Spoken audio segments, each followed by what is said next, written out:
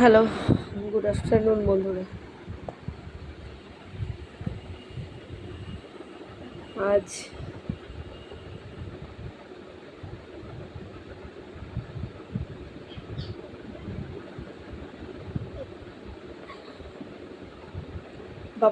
বাবা ছিল তো সব কিছু করতাম, ভালো লাগতো, ভিডিও করতাম, যা করতাম। বাবার সাথে তো আর কথা বলতে পারছি না।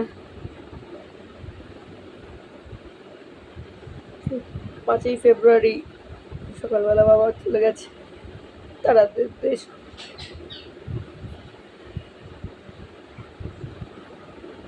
তো যে ভিডিও করা বা কিছু করার মতো মানসিকতা, মন কোনোটাই এখন আর নেই। কারণ বাবার আমার কাছে অনেক দামি একটা জিনিস ছিল, মানে দামি দামি মানে মূল্যবান। তো আমি একটা আমার মূল্যবান জিনিস হারিয়ে ফেলেছি জীবনে।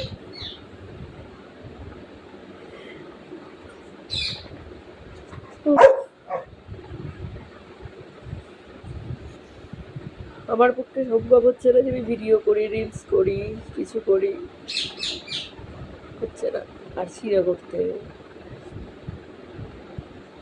অনেকে আবার বলবে এই তো বাবা পড়ে গেছে, এখন ভিডিও করছে, রিলস করে পোস্ট করছে। সবাইকে বোঝানোর দরকার নেই, বাবাটা তো আমার। রিলসও করতে পারছি না, বাবাটা তো আমার, আমি জানি। তো বন্ধুরা, তো আমি তো একটা কাজ করি এখানেও, ফেসবুকও ছোট্ট করে। তো তাদেরকে, আমার সব বন্ধুদেরকেও জানানো উচিত যে হ্যাঁ, আমার কেন পারছি না করতে, কেন কোনো টাস্ক পূরণ করতে পারছি না, কোনো কিছু করতে পারছি না। বাবা থাকলে এতক্ষণে সব হতো। খুব আদরের, খুব আদরের ছিলাম বাবার, খুব আদরের।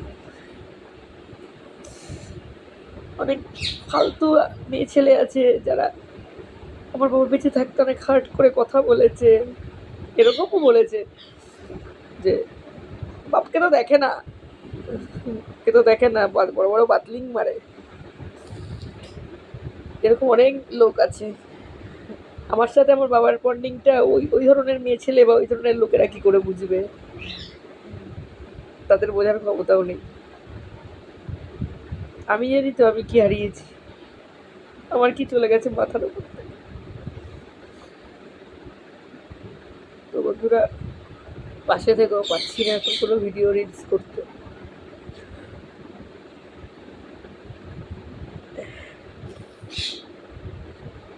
আজকে একটু মন জোর করে আজকে একটা ছোট ভিডিও করলাম। এখন আজকে 8 দিন বাবাকে দেখি না, বাবাকে ডাকি না, বাবারও ফোন আসে না, বাবাও জিজ্ঞেস করে না বাড়ি আসবি কিনা, কিছু জিজ্ঞেস করে না, আর কথা বলে না, আর বলে না আসবি কিনা, আসবি। বন্ধুরা, আজকে একটু আর পারছি না বলতে।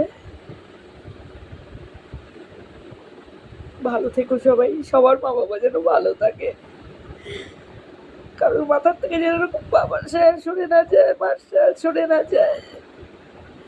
অনেক দামি জিনিস এগুলো, বাবা মা থাকা। সবাই ভালো থেকো, সবার বাবা মা যেন ভালো থাকে। আসছি বন্ধুরা, পাশে থেকো সবাই।